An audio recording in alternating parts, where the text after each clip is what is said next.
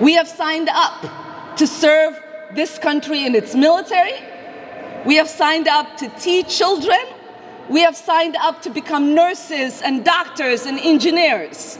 We have signed up to be public servants and get elected into office. We don't do that because we hate this nation. We do that because we love this nation. His vice president repeat those lies.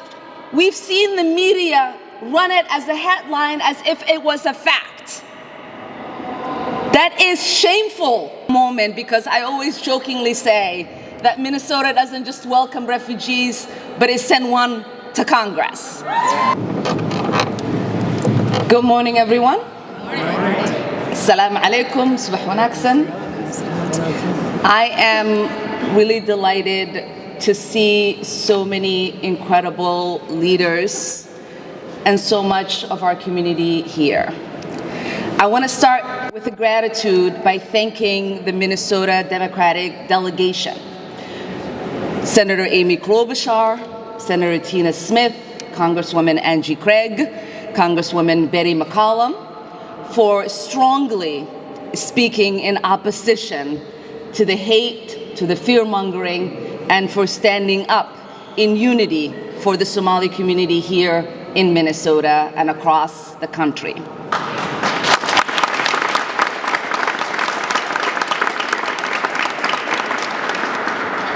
I also want to thank Governor Tim Walz, Lieutenant Governor Patty Flanagan, Attorney General Keith Ellison, for reminding folks why Minnesota is a great state, because we all stay united and uplift one another. And I want to thank the incredible leaders who are behind me, whether they are elected officials or faith leaders or community leaders, for speaking in one unified voice against the scapegoating of a community that has thrived in Minnesota and whom most have chosen to call this state home. I think I want to speak to a few things. One, I want to speak to what Trump has tweeted and what it means for those of us who call this incredible state home.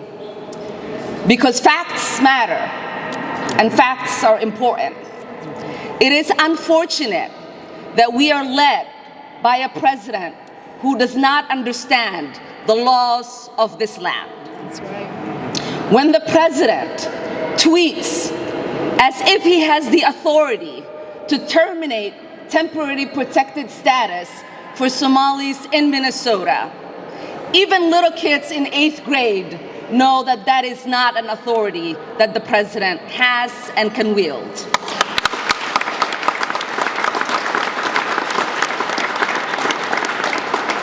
Temporary status protection for Somalis expires March of 2026, and anyone with that status has 60 days after for it to have any impact on them. And so if you are confused, if you feel threatened, know that the law is on your side and our demented president can't do anything about it.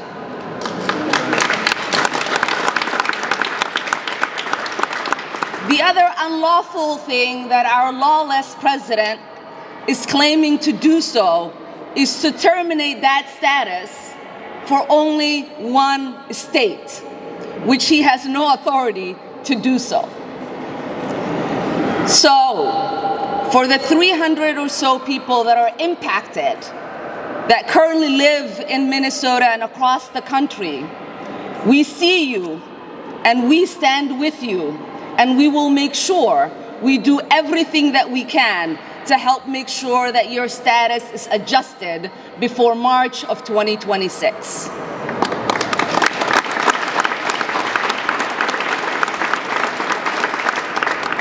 Because you know and I know that there is nothing temporary about people's lives here in the United States. Many of these people that we are talking about have built lives. They own homes, they own businesses. They are a vibrant part of our communities. And we want to make sure that their new home stays their forever home. The second thing I want to speak to is that in this country, we do not blame the lawlessness of an individual on a whole community.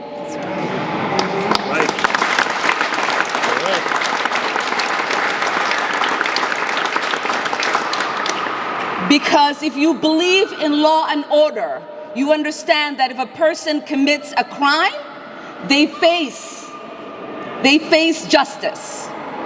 And that you don't put that crime on a whole community.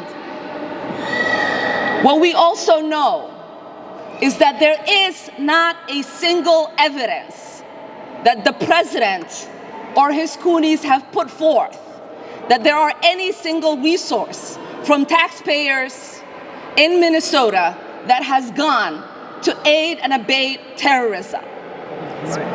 That language is dangerous. That language puts the lives of Somalis not only in Minnesota, but across the country in danger. And if the president believed that, and he had evidence, he would take people to court. So we are sick and tired of the president waking up one day and deciding to put forth falsehoods and demonize whole communities, while the ignorant people that support him then take the lies that he's spreading and use it as a fact. We've seen it during the campaign where he said Asians were eating cats and dogs. We've seen his vice president repeat those lies. We've seen the media run it as a headline as if it was a fact. That is shameful. That is shameful. That is ignorant. It makes us look like a stupid nation that does not believe in truth but traffics in lies. It makes the world mock us, and we are better than that. We are better than that as Americans.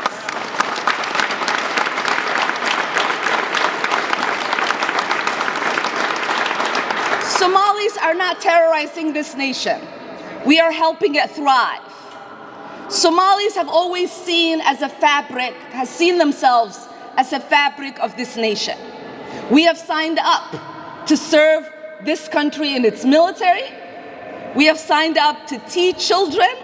We have signed up to become nurses and doctors and engineers. We have signed up to be public servants and get elected into office. We don't do that because we hate this nation. We do that because we love this nation.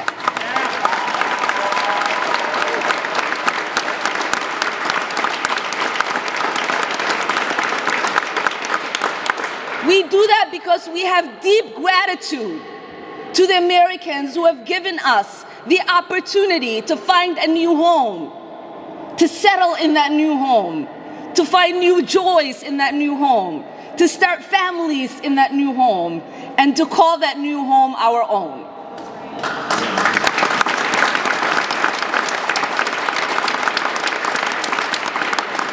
We don't complain on the sidelines. We get involved in making America better.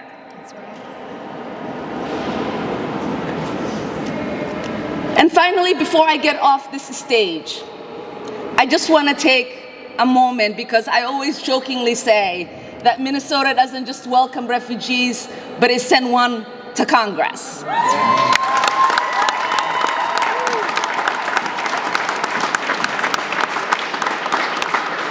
But I want most Minnesotans to know this. Majority of us Somalis who are here, as my friend Ali said yesterday, most of us, this was not the first place we came when we came to the United States. But most of us chose Minnesota as our home because Minnesota is special to us. Minnesotans are special to us.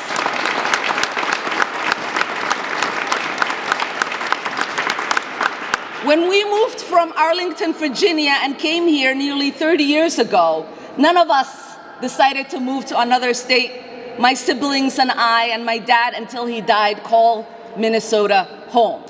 Because, like I said, Minnesota is special. And I know almost every single elected Somali Minnesotan did not start out in Minnesota, but chose to come here, stay here, start families here, and ultimately serve the people who welcomed them into this beautiful state.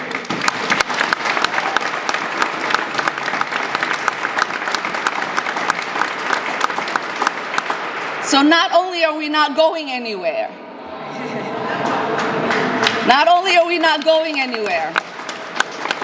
we are not going to allow anybody to make us feel less Minnesotan or less American.